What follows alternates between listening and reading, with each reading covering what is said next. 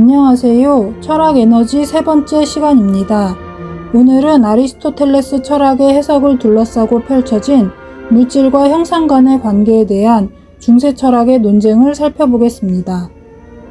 가장 먼저 만나볼 철학자는 고대 그리스 철학자 아리스토텔레스의 사상을 중세 기독교 신학에 완벽하게 통합한 인물, 바로 토마스 아퀴나스입니다.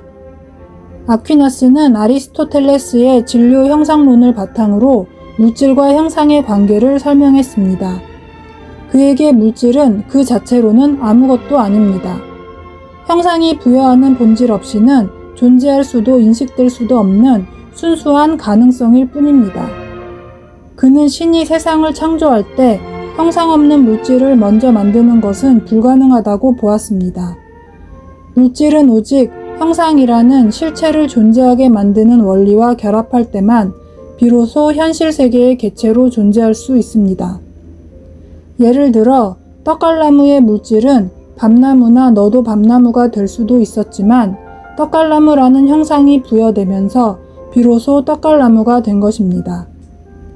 이처럼 아퀴나스에게서 물질은 형상에 의해 규정되고 인식 가능성을 얻는 수동적인 존재에 불과합니다. 아퀴나스의 강력한 주장에 이의를 제기하며 물질에 새로운 위상을 부여한 철학자가 등장합니다. 바로 둔수 스코투스입니다. 그는 아퀴나스의 해석이 물질을 너무 쉽게 형상에 종속시킨다고 비판하며 물질이 형상 없이도 얼마든지 존재할 수 있다고 주장합니다. 스코투스에게 물질은 아퀴나스에게서처럼 단순히 수동적인 가능성이 아닙니다. 스코투스는 가능태를 객관적 가능태와 주관적 가능태, 이렇게 두 가지로 구별합니다. 그에 따르면 현재 실존하지는 않지만 실존할 가능성이 있는 것은 객관적 가능태, 실존하지 않을 가능성이 있지만 실제적으로 실존하고 있는 것은 주관적 가능태에 해당합니다. 물질은 주관적 가능태로서 그 자체로 고유한 현실성을 갖는 독립적 존재입니다. 또한 그는 개체 안의 필연적인 모든 것은 형상으로부터 오며 우연적인 모든 것은 물질로부터 온다는 아퀴나스의 생각에 반대했습니다. 개체 안의 우연적인 것은 단지 물질로부터만 유래하는 것이 아니라 각각의 개체 안에서 물질과 형상이 결합되는 방식으로부터 유래한다고 그는 주장했습니다. 스코투스에게 개체성은 물질만의 문제가 아니라 물질과 형상 모두에 내재하는 독특성이라는 내생적 규정에서 비롯됩니다.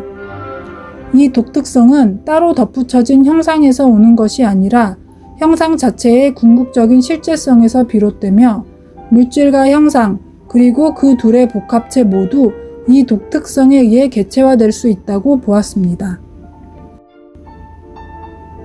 이들의 대립은 인식론으로도 이어집니다. 아퀴나스에게 인간의 지성은 물질과 마찬가지로 수동적인 역량에 불과합니다. 외부 대상으로부터 오는 우발적 형상에 의해 비로소 인식이 가능해진다고 보았죠. 즉, 지성은 대상에 의해 행위로 변화하는 수동적인 존재입니다. 반면 스코투스는 생각하는 주체의 능동성을 강조합니다. 그는 인간의 지성이 단순히 수동적인 가능성이 아니라 무제한적인 능동성을 지녔다고 보았습니다. 주체와 객체는 서로 독립적인 방식으로 인식에 참여하며 지성은 대상의 현존에 의해 규정되면서도 대상들을 인식하는 역량을 동시에 소유하고 있다는 것입니다. 이 논쟁의 정점에는 윌리엄 오컴이 있습니다. 그는 스코투스보다 한 발 더 나아가 물질과 형상 모두 실제적이고 개별적인 존재라고 주장합니다. 오컴에게 물질은 그 자체로 실체이자 본질이며 모든 변화의 주체입니다. 그에 따르면 물질의 변화 없이는 형상의 변화 역시도 존재할 수 없으며 물질의 운동과 변화는 형상의 모든 변형을 가능하게 합니다. 오컴은 물질이 발생을 설명하기 위한 전제라는 것을 인정하지만 형상에는 그러한 점을 인정하지 않습니다. 발생의 문제에서 물질적 원리는 유효한 역할을 수행하며 현실적 실제성을 획득합니다. 그는 발생되지도 않고 파괴되지도 않으며 분화되지도 않는 1차적 물질이라는 추상적 개념 대신에 구체적인 객체 안에서 발견되는 2차적 물질의 실제성을 강조합니다. 이 2차적 물질은 항상 유한하고 양적이며 위치상 연장되어 존재합니다. 오컴은 잠재적 물질이 지닌 무한성을 파악하는 데까지는 아직 이르고 있지 못하지만 개별성과 2차적 물질 간의 연결을 증명하면서 여전히 형상의 실제성에 더 기울어져 있는 스코투스의 독특성 개념을 비판하고 있습니다.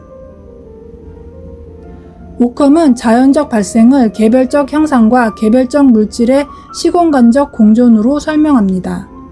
그는 오직 자연적인 개체들만이 본질적으로 개별적이라고 주장합니다. 장인이 만든 인공물이 갖는 개별성은 일시적이고 파생적이며 우연적인 것이라고 그는 보았습니다. 자연적 발생은 형상이 물질 안에서 출현하는 과정인 반면 인공적 생산은 이미 실존하는 형상들이 물질적 몽타주로 만들어지는 과정에 불과하다고 본 것이죠.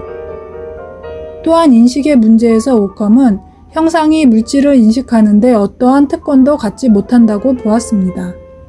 오컴은 물질이 형상의 유비 없이 인식될 수 없는 것처럼 어떠한 형상도 물질의 유비 없이는 인식될 수 없다고 단언하며 복합체 안에서 물질과 형상은 서로에게 동등한 존재임을 강조하였습니다. 아퀴나스에게서 시작된 물질과 형상의 위계는 스코투스를 거쳐 오컴에 이르러 완전히 해체됩니다. 아퀴나스는 형상의 절대적 우위를, 스코투스는 물질의 독립성, 그리고 물질과 형상 모두에 적용되는 내생적 개체화를, 그리고 오컴은 물질과 형상의 동등성, 그리고 발생과 변화에 있어 물질의 주도적 역할을 주장했습니다.